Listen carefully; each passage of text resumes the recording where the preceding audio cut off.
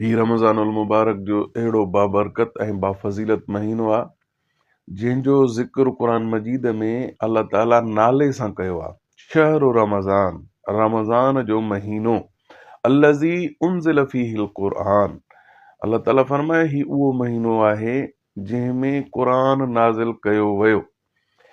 अॻियां जेके आसमानी किताब नाज़िल थिया, सहीफ़ा नाज़िल थिया, उन जे लाइ बि अल्लाह ताला रमज़ानुल मुबारक जो इंतिखाब करणु फरमायो, छो त ही महीनो उहो आहे जेको अल्लाह जी नज़र में शुरूआत खां वठी बाफ़ज़ीलत महीनो रहियो आहे। जॾहिं हज़रत इब्राहिम अलैहिस्सलाम जे मथां अल्लाह ताला सहीफ़ा नाज़िल कया त उहा रमज़ानुल मुबारक जी पहिरीं तारीख़ हुई, ऐं जॾहिं हज़रत मूसा अलैहिस्सलाम खे अल्लाह ताला तौरात ॾिनो त उहा रमज़ानुल मुबारक जी 6 तारीख़ हुई, ऐं जॾहिं हज़रत ईसा अलैहिस्सलाम खे अल्लाह ताला इंजील ॾिनो त रमज़ानुल मुबारक जी 18 तारीख़ हुई, ऐं जॾहिं दाऊद अलैहिस्सलाम खे अल्लाह ताला ज़बूर ॾिनो त उहा रमज़ानुल मुबारक जी 12 तारीख़ हुई, ऐं जॾहिं रसूलुल्लाह सल्लल्लाहु अलैहि वसल्लम खे अल्लाह ताला क़ुरान मजीद ॾिनो, क़ुरान मजीद धरती ते जॾहिं पहिरियों दफ़ो अल्लाह ताला नाज़िल कयो त उहा रमज़ानुल मुबारक जी लैलतुल क़द्र वारी राति हुई। जो अल्लाह ताला फरमायो इन्ना अंज़लनाहु फ़ी लैलतिल क़द्र, त क़ुरान खे असां नाज़िल कयो आहे लैलतुल क़द्र वारी राति में। शुरूआत जेका क़ुरान मजीद जे नाज़िल थियण जी थी धरतीअ ते लैलतुल क़द्र वारी राति में थी, ऐं उन खां पोइ नबी सल्लल्लाहु अलैहि वसल्लम जी 23 साला ज़िंदगी में क़ुरान मजीद नाज़िल थींदो रहियो। त पहिरीं ख़ुसूसियत क़ुरान रमज़ानुल मुबारक जी अल्लाह ताला बयानु कई जो इन में क़ुरान मजीद नाज़िल कयो वियो आहे। मुराद छा आहे त जीअं क़ुरान मजीद खे घणो पढ़ियो वञे। 11 महीननि जे मुक़ाबले में हिन 12 महीने रमज़ान में क़ुरान मजीद जी तिलावत जो ख़ासि ख़्यालु कयो वञे, ऐं ख़ुदि नबी सल्लल्लाहु अलैहि वसल्लम भी रमज़ानुल मुबारक में क़ुरान मजीद जी तिलावत कंदा हुआ, हिकु ख़तम पूरो कंदा हुआ। पर नबी सल्लल्लाहु अलैहि वसल्लम जन जो जेको आख़िरी साल हो, उन साल नबी सल्लल्लाहु अलैहि वसल्लम जन क़ुरान मजीद जा 2 ख़तम पूरा कया आहिनि, ऐं क़ुरान मजीद जो हक़ बि आहे माण्हुनि जे मथां त साल में घटि क़ुरान मजीद जा 2 ख़तम पूरा कनि। तो इन जे करे हिन महीने में क़ुरान मजीद जी तिलावत जो ख़ासि ख़्यालु कयो वञे। अल्लाह ताला फरमायो या अय्युहल्लज़ीना आमनू कुतिबा अलैकुमुस सियाम, ए ईमान वारो तव्हांजे मथां रोज़ा रखणु फ़र्ज़ कया विया आहिनि, कमा कुतिबा अलल्लज़ीना मिन क़ब्लिकुम, ऐं इहा रुगो तव्हांजे मथां फ़र्ज़ न कया विया आहिनि बल्कि तव्हां खां अॻु वारियूं जेके उम्मतूं हुयूं उन्हनि जे मथां बि रोज़ा रखणु फ़र्ज़ कया विया हुया, लेकिन तरीक़ेकार मुख़्तलिफ़ हो, ॾिहाड़ा मुख़्तलिफ़ हुया। हर महीने जा 3 रोज़ा रखणु जंहिंखे अयाम बीस चइबो आहे, 13, 14, 15 चंड जूं तारीख़ूं, इहे तक़रीबन हर नबीअ जे मथां रोज़ा रखणु उन वक़्त में फ़र्ज़ हा, ऐं उन खां पोइ हर नबीअ 10 मुहर्रम जे रोज़े जो बि एहतमाम कयो आहे। नबी सल्लल्लाहु अलैहि वसल्लम जन रमज़ानुल मुबारक जे रोज़नि जे फ़र्ज़ थियण खां अॻु में, छो त रोज़ा फ़र्ज़ थिया सन 2 हिजरीअ में, उन खां अॻु में एहतमाम सां 10 मुहर्रम जो रोज़ो रखाईंदा हुआ, ऐं अयाम बीस जा रोज़ा 13, 14, 15 जा इहे नबी सल्लल्लाहु अलैहि वसल्लम जन हमेशह रखंदा हुआ, ऐं नबी सल्लल्लाहु अलैहि वसल्लम जी सुन्नत सम्झी करे साहबा किराम बि अक्सर साहबा किराम इहे रोज़ा रखंदा हुआ, अयाम बीस जा रोज़ा। जॾहिं सन 2 हिजरीअ में रमज़ानुल मुबारक जा रोज़ा फ़र्ज़ थिया त पोइ नबी सल्लल्लाहु अलैहि वसल्लम जन मुहर्रम 10 मुहर्रम जे रोज़े जो एहतमाम कराइणु बंदि कयो हो। ईअं फरमायो हो त हाणे इहो रोज़ो रखंदा कयो, जेको रोज़ो रखंदो इनखे सवाब आहे, अजुर आहे, न रखंदो गुनाह कोई कोन्हे को, छो त नफ़िल आहे। पर रमज़ानुल मुबारक जो रोज़ो जेकॾहिं केरु बग़ैर उज़र जे छॾींदो, इन माण्हूअ खे गुनाह थींदो। इहो माण्हू अल्लाह जो नाफ़रमान सॾियो वेंदो जेको बग़ैर कंहिं उज़र जे रमज़ान जो रोज़ो छॾे। त अल्लाह ताला हिकु त इहो इतलाह ॾिनो त इहे रोज़ा रुगो तव्हां ते फ़र्ज़ न आहिनि, तव्हां खां अॻियुनि उम्मतुनि ते बि फ़र्ज़ हुया। जीअं तव्हां इन महीने में रोज़ा रखण जे दौरान इहो न सम्झो त हीउ रुॻो असांजे मथां ई तकलीफ़ वारो फ़र्ज़ु रखियो वियो आहे, बल्कि इहो अहिड़ो फ़र्ज़ु आहे जेको तव्हांखे अलाह जे वेझो करे थो, बल्कि इहो अहिड़ो फ़र्ज़ु आहे जेको तव्हांखे अलाह जे वेझो करे थो। छो त अलाह ताला रोज़नि जे मज़मून में इहा ॻाल्हि फरमाई त लअल्लकुम तत्तक़ून, रोज़ा रखिराया जेके तव्हां खां वञनि था, इन जे करे रखिराया वञनि था रोज़ा त जीअं तव्हां में तक़वा अचे, जीअं तव्हां में इख़लास अचे। ऐं तक़वा जे अचण जा जेके ज़रिया क़ुर मजीद में अलाह ताला बयानु कया आहिनि, उन्हनि में वॾो बहितरीनु जेको तरीक़ो ऐं जल्दी अलाह जे वेझो करण वारो हुजे उहो रमज़ानुल मुबारक जो रोज़ो रखणु आहे। छो त रोज़ो जेको इंसानु रखे थो, इहा अहिड़ी इबादत आहे जंहिंखां अलाह ई वाक़िफ़ु आहे।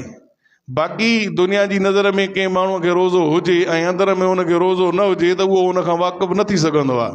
लेकिन अलाह खे इन ॻाल्हि जो इल्मु हूंदो आहे त हिन मुंहिंजे लाइ रोज़ो रखियो आहे, या माण्हुनि जे ॾेखारण जे लाइ रोज़ो रखियो आहे, या पंहिंजी आदत खे पूरे करण जे लाइ रोज़ो रखियो आहे।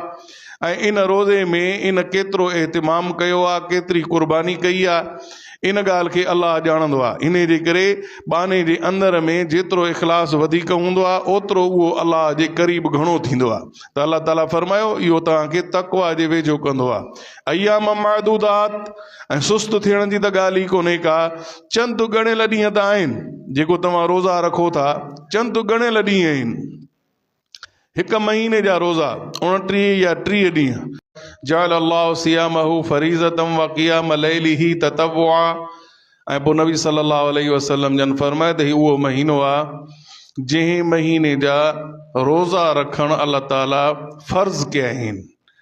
जीअं निमाज़ फ़र्ज़ु आहे, जीअं साहिब निसाब जे मथां ज़कात फ़र्ज़ु आहे, साहिब निसाब जे मथां हज फ़र्ज़ु आहे। इस्लाम जा बुनियादी जेके 5 अरकान आहिनि, उन्हनि 5 रुकननि में हिकिड़ो रोज़ो बि शामिल आहे। ऐं उहे 3 अरकान जिन जो तालुक़ु आम सां आहे, ॿिनि जो तालुक़ु ख़ासि सां आहे। त हीउ रोज़ो आम सां तालुक़ु रखे थो, यानी अमीर जे लाइ बि आहे त ग़रीब जे लाइ बि आहे। 2 हिन ख़ासि, ज़कात ऐं हज, जिन जो तालुक़ु आहे सिर्फ़ु अमीरनि सां। 3 हिन आम, कलमे जो इक़रार करणु, निमाज़ पढ़णु ऐं रोज़ो रखणु, इन जो तालुक़ु आम आहे, यानी ग़रीब सां बि ऐं अमीर सां बि। त रोज़े जो जेको तालुक़ु आहे उहो आम आहे। जीअं रोज़ो रखणु ग़रीब जे मथां फ़र्ज़ु आहे, ईअं रोज़ो रखणु अमीर जे मथां बि फ़र्ज़ु आहे। यानी रोज़ो आहे रमज़ानुल मुबारक जा ॾिहाड़ा। वन तसूमू खैरुल लकुम, बाक़ी जे करे अञा वधीक भलो चाहियो था, इहो अमल बि कयो, इन सां गॾोगॾु पाण बि रोज़ो रखो, इहो अञा वधीक भलो आहे। यानी अजायो बहानो न बणायो त मां रोज़ो नथो रखी सघां, बसि फिदियो थो ॾियां, इहो अजायो बहानो न हुजे। हा, वाकई अहिड़ो माण्हू आहे जो रोज़े रखण जे करे बीमार थी पवंदो, त पोइ अलाह फरमायो ला युकल्लिफुल्लाहु नफ्सन इल्ला वुस्अहा, इनखे का तकलीफ़ कोन्हे का, इहो भली रोज़ो न रखे, पंहिंजे रोज़े जो फिदियो अदा करे। वान तसूमू खैरुल लकुम इन कुंतुम तालमून, तव्हां ॼाणो जेकॾहिं त अलाह केॾो तव्हांखे इन रोज़े में सवाबु ॾेई रहियो आहे, अजुर ॾेई रहियो आहे। त जेकर तव्हां इहे जेके अजाया उज़ुर आहिनि न, इहे न कयो, जो तव्हां में अलाह ताक़त बि रखी आहे रोज़े रखण जी, ऐं पोइ बि तव्हां उज़ुर करे रोज़ो छॾियो, थोड़नि बहाननि जे करे रोज़ो छॾियो। जेकॾहिं तव्हांखे इन ॻाल्हि जो इल्मु हुजे त छॾण में केतिरो गुनाह आहे ऐं रखण में केतिरो सवाबु आहे, त तव्हां इहे उज़ुर छॾे वञो। त नबी सल्लल्लाहु अलैहि वसल्लम जन फरमायो जअल अल्लाहु सियामहु फरीज़तन व क़ियाम लैलिही ततव्वुआ, हीउ रमज़ान जो महीनो अहिड़ो महीनो आहे जंहिं महीने जा रोज़ा रखणु अलाह फ़र्ज़ कया आहिनि, ऐं जंहिं महीने में राति जो तरावी जी निमाज़ पढ़णु अलाह वॾे सवाब जी शइ बणायो आहे।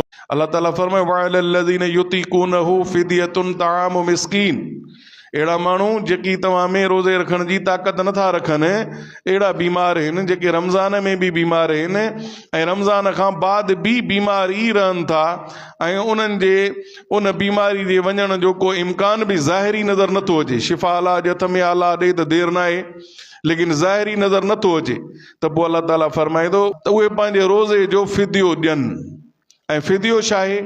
फिदियो इहो आहे त हिकु माण्हूअ खे रोज़ो रखराइनि बि खोलराइनि बि। रोज़ानो ईअं कंदा, हिकु माण्हू खे रोज़ो रखराईंदा बि ऐं रोज़ो खोलराईंदा बि, इहो फिदियो आहे। पर जेकॾहिं कंहिं माण्हू खे इहो इंतज़ाम नथो थी सघे त हिकिड़े माण्हू खे रोज़े जे वक़्त में रोज़ो रखराए बि खोलराए बि किन ज़रूरियात जे सबब खां उहो बंदोबस्तु नथो करे सघे, त पोइ उनखे एतिरो ॾे जो हू पाण पंहिंजो बंदोबस्तु करे।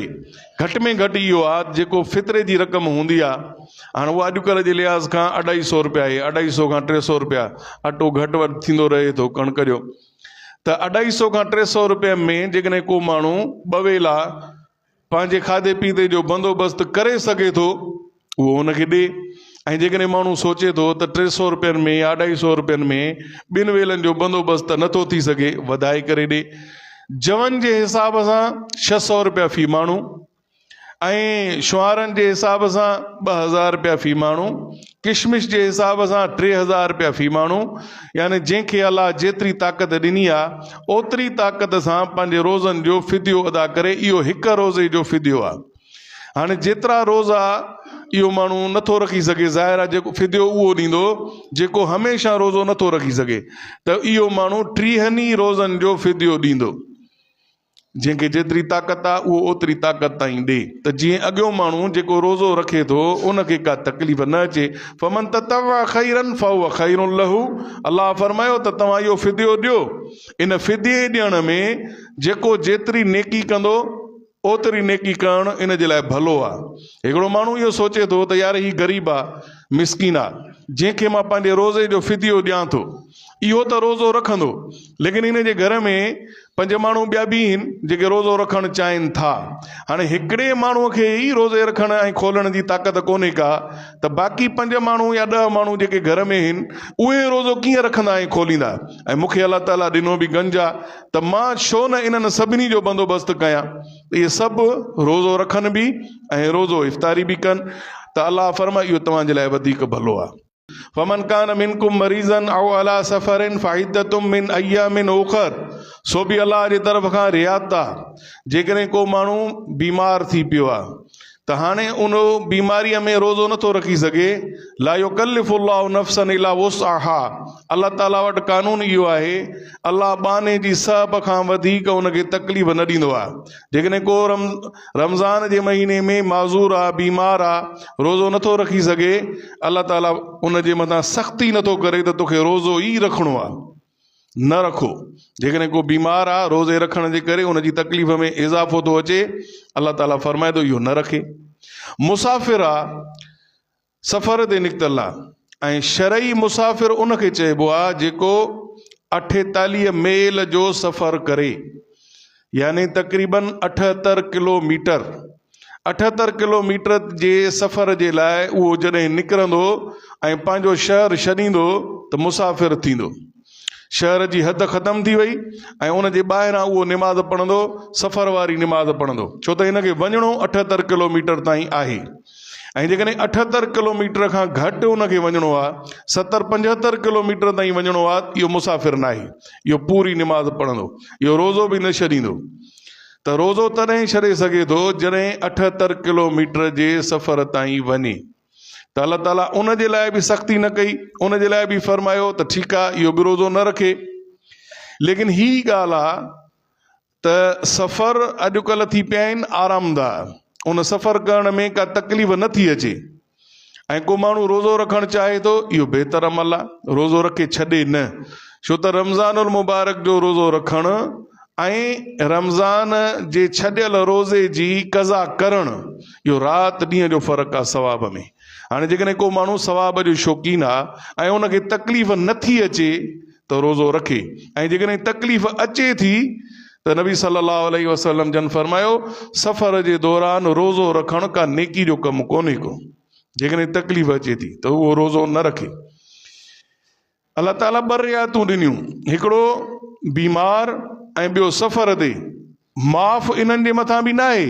अलाह उन्हनि खे फरमायो त इहे रोज़ा भली न रखनि, लेकिन उन्हनि रोज़नि जी क़ज़ा कनि जेको उन्हनि ॿियनि महीननि में उन्हनि जा ॾींहं ॻणनि त असां केतिरा रोज़ा छॾिया हुआ, 10 रोज़ा छॾिया हुआसीं, 5 रोज़ा छॾिया हुआसीं। हाणे इहो माण्हू उन्हनि रोज़नि जी क़ज़ा कंदो रमज़ान खां बाद में, माफ़ न आहिनि।